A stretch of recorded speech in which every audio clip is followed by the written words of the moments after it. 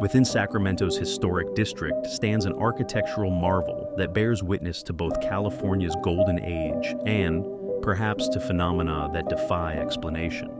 The Stanford Mansion, constructed in 1856, presents us with a remarkable confluence of historical significance and inexplicable occurrences that continue to intrigue visitors and scholars alike. The origins of our tale begin not with the Stanfords, but with Shelton C. Fogus, a prominent Sacramento merchant whose vision would shape the city's architectural legacy. In 1856, Fogus commissioned Seth Babson, the brilliant mind who would later design the renowned E.B. Crocker residence, now the Crocker Art Museum, to create a mansion that would stand as a testament to Sacramento's growing prosperity. But fate had other plans for this remarkable residence. In June 1861, a rising figure in California's political landscape set his sights on Fogus's mansion. Leland Stanford, whose influence in the Central Pacific Railroad was rapidly expanding, purchased the property for $8,000, a sum that would equal approximately $271,000 today. What followed was perhaps one of the most extraordinary chapters in California's architectural history. The devastating floods of 1862 forced Stanford to attend his own gubernatorial inauguration by rowboat, an indignity that would spark an ambitious transformation of both the mansion and Sacramento itself. Between 1871 and 1872, the Stanford family undertook what we might call an architectural act of defiance against nature itself. The entire structure was raised 12 feet above the flood-prone streets, but this was merely the beginning of its metamorphosis. The Stanfords, emblematic of the era's boundless ambition, expanded the mansion from its original approximate 2,000 square feet to an impressive 19,000 square feet. The renovation embraced the glamorous French Second Empire style, crowned by a distinctive mansard roof on the fourth floor. Picture, if you will, an architectural layer cake. The original two-story house, now suspended between newly added floors, created what historians refer to as a remodeled architectural sandwich, a unique structural phenomenon that some theorize may contribute to the mansion's unusual acoustical properties. This architectural transformation mirrors the social metamorphosis taking place within its walls.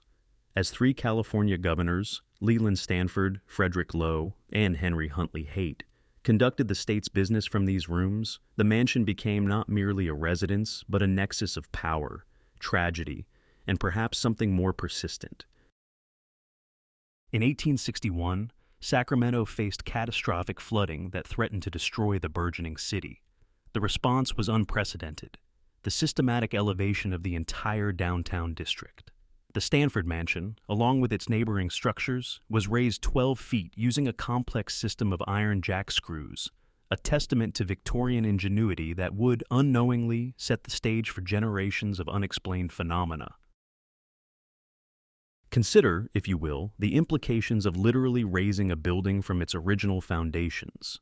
The mansion's modern basement occupies a space that was once street level, and it's here that some of our most compelling accounts originate.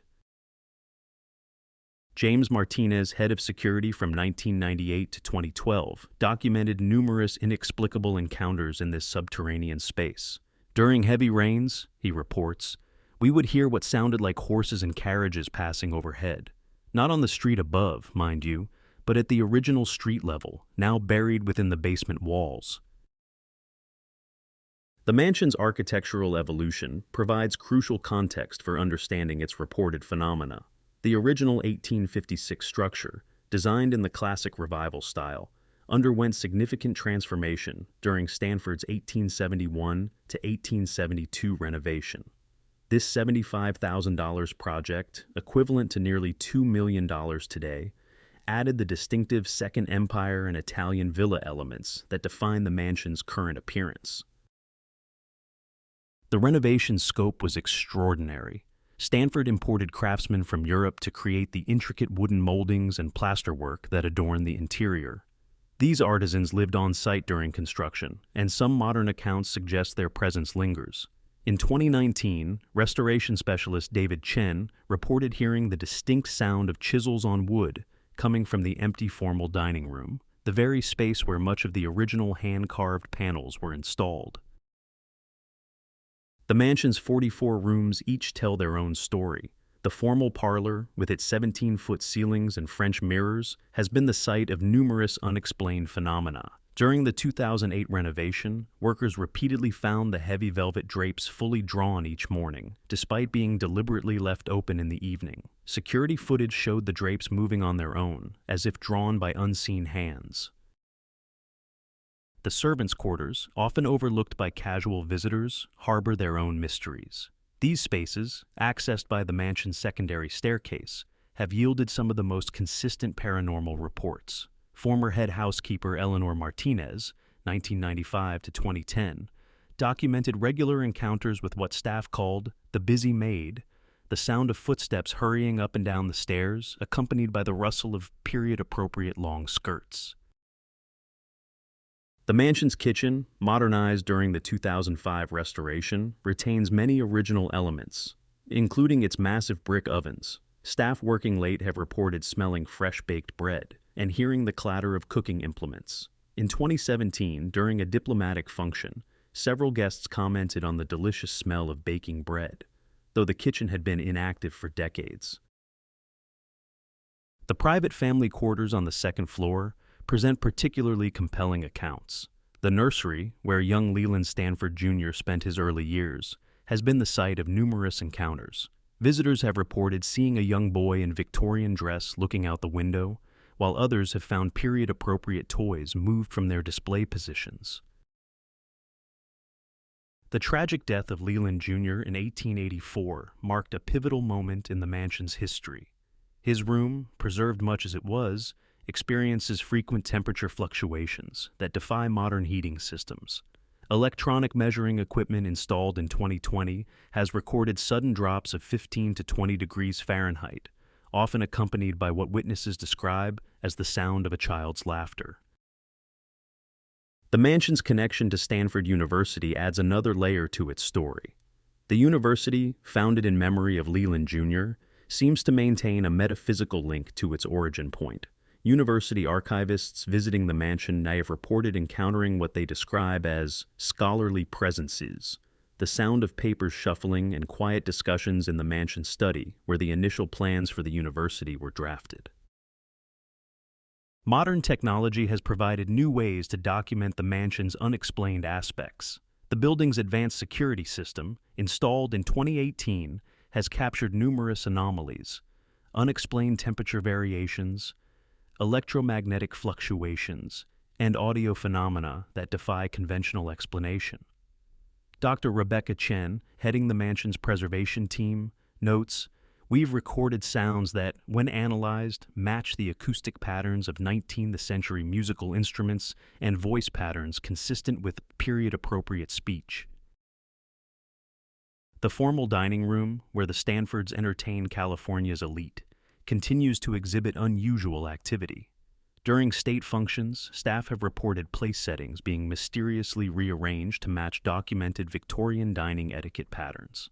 In 2023, during preparation for a diplomatic dinner, security cameras captured chairs moving slightly, as if invisible guests were being seated for dinner.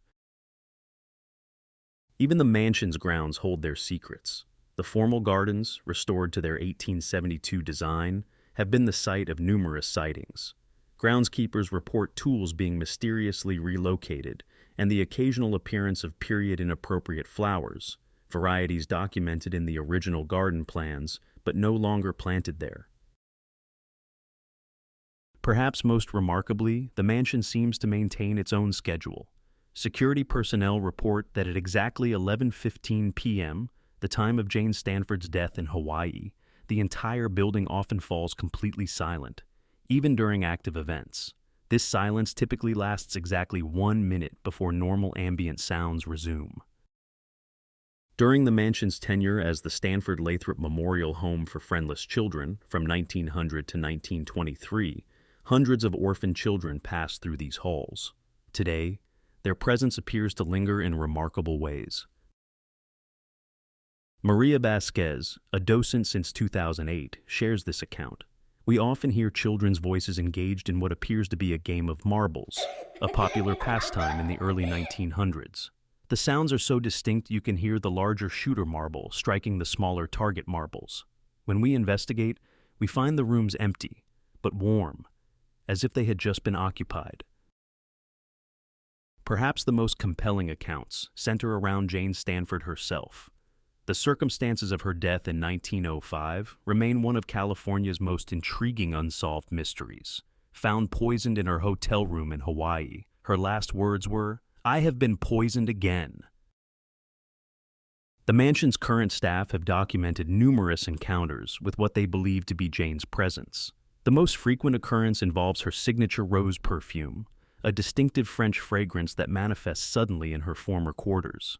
During the 1991 renovation, workers discovered an original bottle of this exact perfume hidden in a sealed wall compartment, allowing for precise identification of the scent.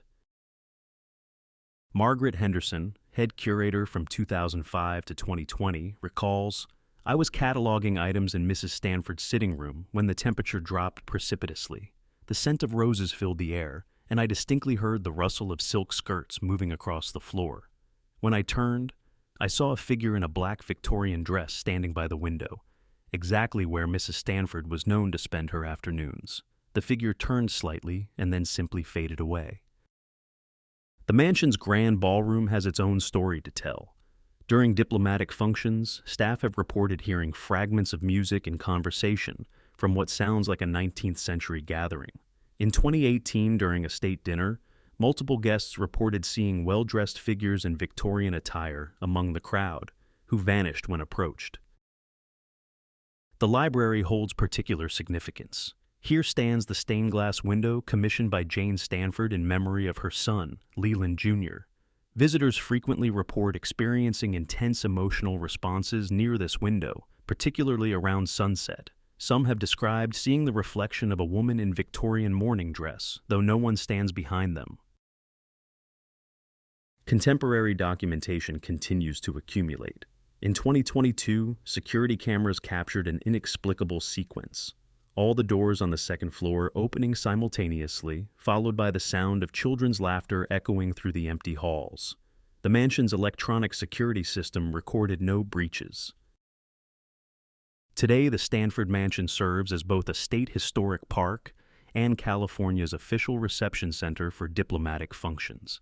Its dual role as a preserved historical site and active governmental facility creates a unique context for these unexplained occurrences. What are we to make of these accounts? Perhaps the mansion's extraordinary history, its physical elevation from floodwaters, its years as both a seat of power and a children's refuge, and its witness to profound personal tragedy, has created what researchers term a confluence of energies. Or perhaps, as some suggest, certain places simply refuse to forget their past.